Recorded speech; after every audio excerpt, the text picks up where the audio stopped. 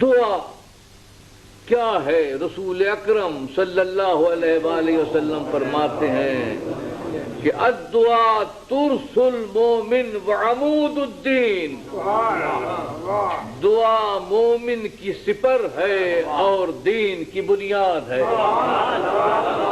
اور حضرت علی فرماتے ہیں کہ الدعاء ترس المومن ومتى تكسر قرع الباب يفتح لك،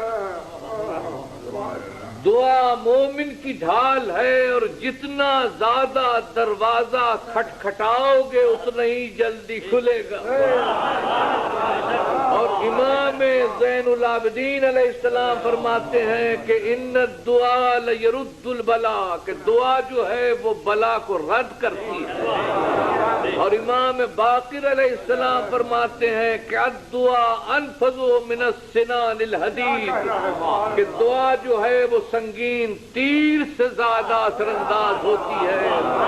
اور امام رضا علیہ السلام فرماتے ہیں کہ علیکم بسلاح الانبیاء، فقیل وما سلاح الانبیاء قال الدعاء، فرمایا کہ تمہیں چاہیے کہ انبیاء کے ہتھیار سے مسلح ہو، تو پوچھا کہ انبیاء کے ہتھیار کیا ہیں؟ کہا الدعاء، دعا ہے۔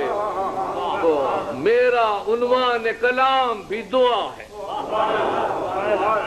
ہر لباس وجود، ہر جلوہ ہے